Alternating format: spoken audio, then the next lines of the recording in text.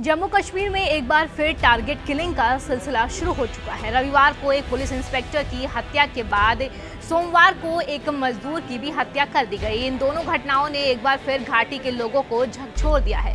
पूरी खबर हम आपको बताएंगे, लेकिन उससे पहले आप हमारे चैनल को सब्सक्राइब करें। नमस्कार, जनभावना टाइम्स में आपका स्वागत है। मैं हूं आपके साथ शालिनी श्रीवास्तव। कश्मीर घाटी को एक बार फिर आतंकियों ने दहलाने की साजिश रची है। एक बार फिर टारगेट किलिंग का सिलसिला शुरू करने की कोशिश की गई है।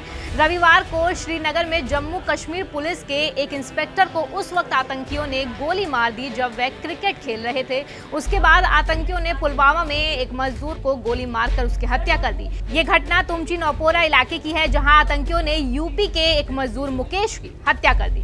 कश्मीर घाटी में 24 घंटे के भीतर ही इन दो बड़ी आतंकी घटनाओं ने सुरक्षा एजेंसियों और पुलिस को हैरान कर दिया है। पूरे मामले पर जम्मू कश्मीर के डीजीपी दिलबाग सिंह ने कहा कि हम इन हमलों के पीछे के लोगों को नहीं छोड़ेंगे। उन्होंने पाकिस्तान पर निशाना साधते हुए कहा कि पड़ोसी देश को जम्मू कश्मीर में शांति पसंद नहीं है। देखिए, ये जो अमन का माहौल यहाँ पर बना है, इसको लेकर के दुश्मन के पेट में दर्द होता है और ये दर्द रहेगा, क्योंकि जहाँ पर अमन ना हो, अफरा तफरी का माहौल हो, दहशतगर्दी का माहौल हो, खून खराबे का माहौल हो, हमारे एडवर्सरी को हमेशा वही पसंद रहा है। इस 30 साल से ज़्यादा अरसे की लंबी जंग में जितनी जानें हमने अपने प्रियजनों की खोई हैं, अपने साथियों की खोई हैं, इसका दुख और दर्द, इसकी पीड़ा, इसकी तकलीफ वही जान सकता है जिसने अपने प्रिय घर वाले किसी को खोया है। पड़ोस में अगर इस तरह की नकलो हरकत होने के बाद उनका एहसास देखें तो शायद वो बहुत ज़्यादा खुशी महसूस करते हैं कि वो अपने मिशन में कामयाब होते हैं। आज की जो घटना, जो कल की जो घटना, उसको भी इसी कॉन्टेक्स्ट में देखने की ज़रूरत है, जहाँ पर ये घटना इस तरीके से होती कि जब जब अमन जहाँ पर अपने जड़ों को पुख्ता करता है, जब जब लोग अपनी ज़िंदगी को मामूल की तरह देखना शुरू करते हैं, तब तब पड़ोसी को तकलीफ़ होती है कि उनका जो मिशन 30 साल से ज़्यादा लंबे अरसे का, जहाँ पर लोगों की ज़िंदगी को धर्म भरम करने का था, वो सपना उनका टूट रहा है। इस तरह की वारदातें बीच बीच में होती हैं, वो इसी का नतीजा है, क्योंकि पड़ोसी के पेट में दर्द होती है। वहाँ पर एजेंसियाँ जिन्होंने लंबा अरसा दहशतगर्दी और खून खराबे का नंगा नाच खेला है, उनको जहाँ का अमन पसंद नहीं है, जहाँ पर लोगों की शांति और तरक्की पसंद नहीं है।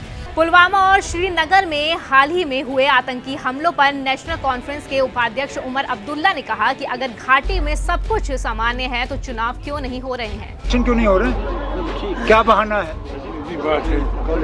कल ही श्रीनगर में दिन दहाड़े एक पुलिस के इंस्पेक्टर पे गोली चली। आज पुलवामा हुआ। आज सुनने में आया पुलवामा में कुछ हुआ है।